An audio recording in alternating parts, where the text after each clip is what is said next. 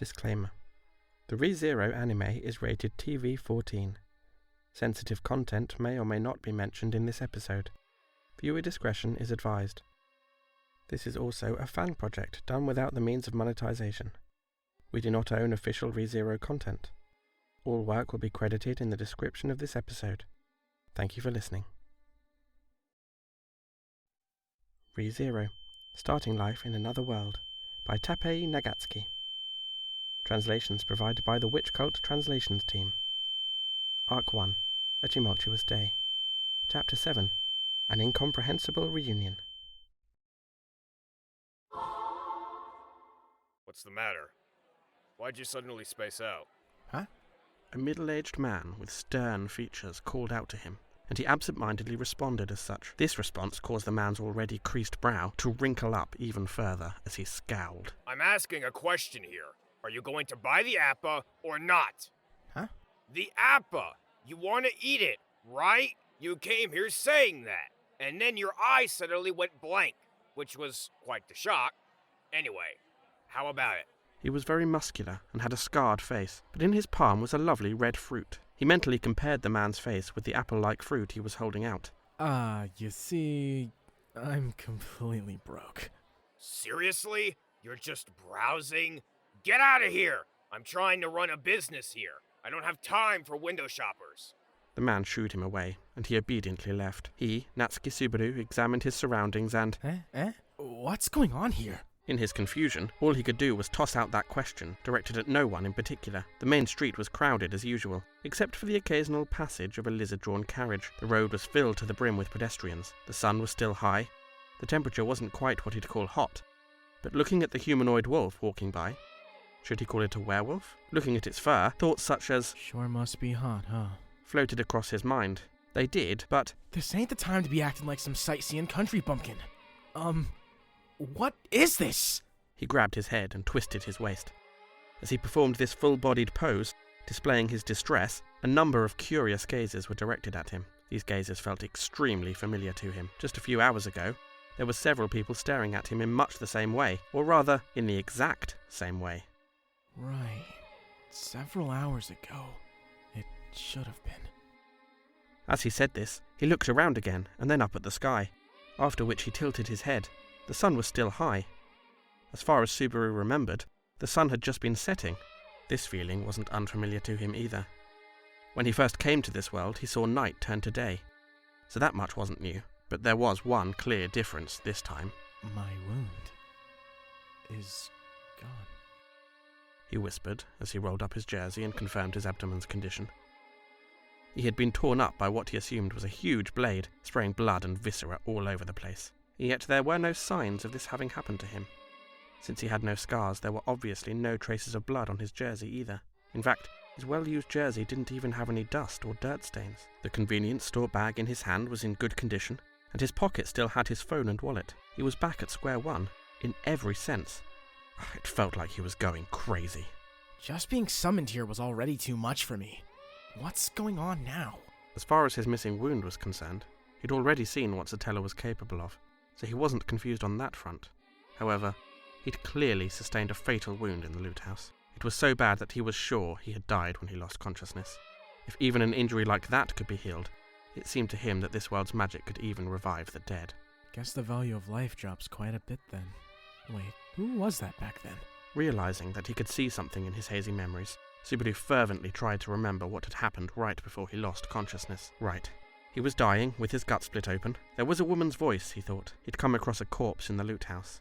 And then he was attacked by the presumed killer, and as he was on the verge of death... That's right! Satella! The silver-haired girl had ended up entering the loot house to check on him. Having remembered what he'd done, Subaru was filled with regret. She had clearly warned him not to try anything on his own, that he should immediately call to her if anything happened. Those words weren't merely out of worry for him. They surely also meant that he should inform her if the situation seemed dangerous. And yet, when it came down to it, Subaru failed to even raise his voice. As a result, not only did he fail to escape himself, even Satella got wrapped up in the tragedy.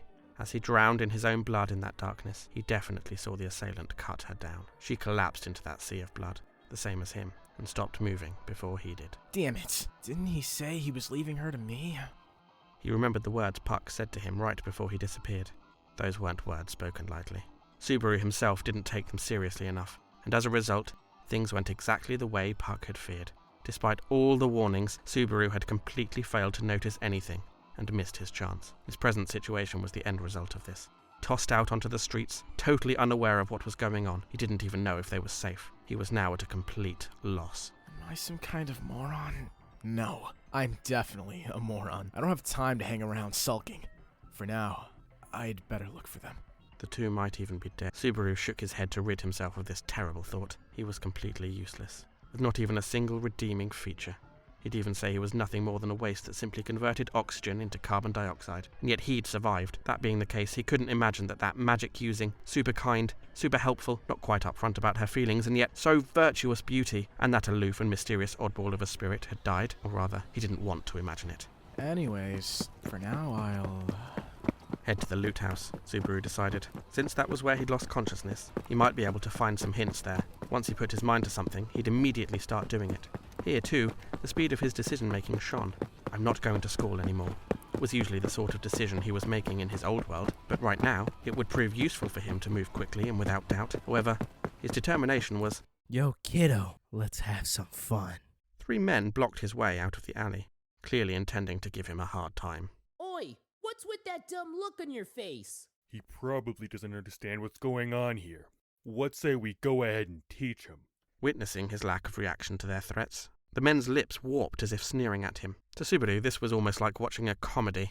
There were 3 of them. One couldn't say they were well-dressed, even as flattery, and their poor upbringing and vulgar character were clearly evident on their faces. They were basically walking stereotypes. Their scars seemed to show their combat experience, and their general disposition was evidently inclined to violence. Subaru clearly remembered all of this. After all, these guys were... You lot.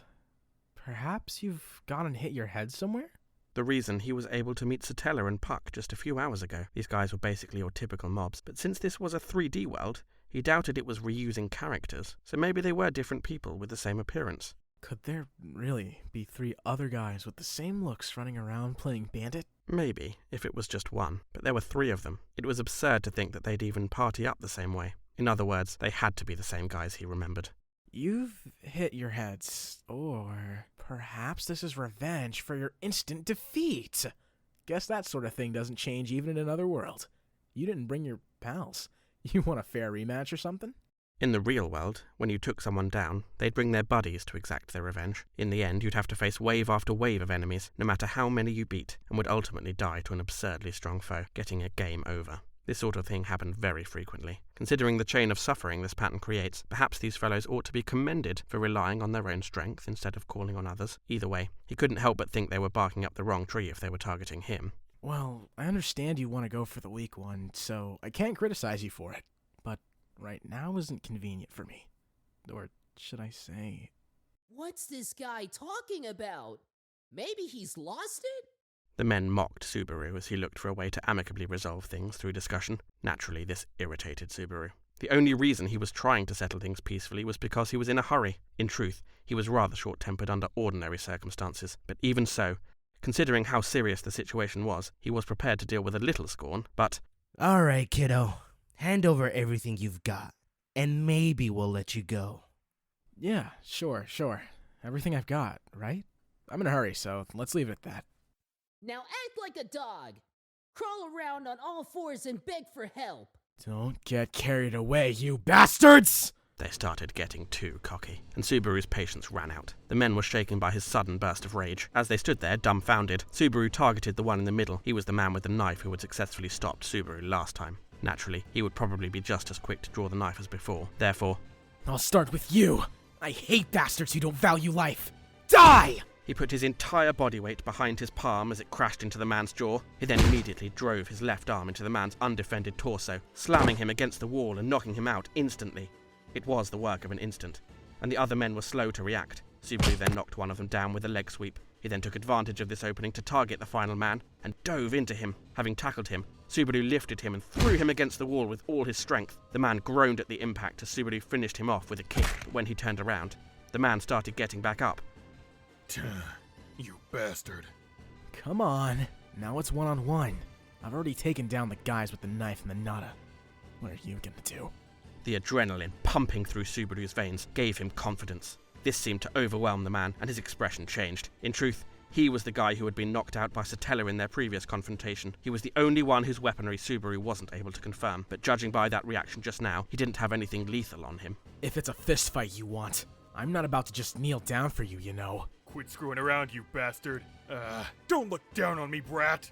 Subaru provoked him by beckoning with his hand, and the man responded by rushing at him with spittle flying out of his mouth. As the man attempted to grab him, Subaru welcomed his approach with his fist. His aim was true, and his fist sank into the man's chest, but the man wildly charged him and forced him against the wall. However, Behold! Subaru grabbed the man's wrists and forced him to let go by exerting force even greater than his. Seeing the shock evident in the man's expression, Subaru's evil-eyed face warped into a fiendish smile. Don't underestimate me just because I'm a shut-in. I swung a wooden sword every day for no reason, and as a result, my grip strength is over 70 kilos.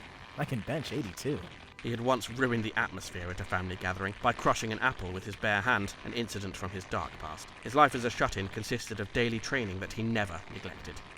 His strength was such that if he were facing an opponent of similar size, he would only lose under exceptional circumstances. The man howled as his wrists were crushed, and the moment his grip loosened, Subaru's knee flew into him. The impact on his abdomen caused the man to crumple into a chair-like shape. Subaru then quickly got behind him. Don't blame me if you die. I've always wanted to try this. An overhead throw onto hard ground! He wrapped his arms around the man's waist and violently threw him overhead as he leaned back. It was similar to a suplex in pro wrestling, but he maliciously let go midway. The man was helpless as his head collided with the wall, and he went completely still when his body collapsed to the ground. Confirming the two men were down, Subaru went to the man he took down first, the man with the knife. The man hadn't taken much damage, and though he seemed to be fainting with agony, he suddenly tried to pull his knife on Subaru when he approached. Subaru mercilessly stomped on his face when he tried this, knocking him out instantly. That was easy. In this world, evil never wins. Striking a triumphant pose, Natsuki Subaru celebrated his victory, all by himself. He was relieved to know that all his aimless training wasn't a waste, anyway. The situation hasn't changed at all. I got held up a bit, but I should hurry to the loot cellar. Once he'd confirmed that the men weren't dead, Subaru left the alley. A number of pedestrians seemed rather surprised to see him emerge unharmed. Subaru noticed them gasping as if they'd expected another outcome. Made him want to yell that if they saw what was going on, they should have reported it. Of course, shy as he was, Subaru couldn't do anything of the sort, and he ended up jogging away from the area.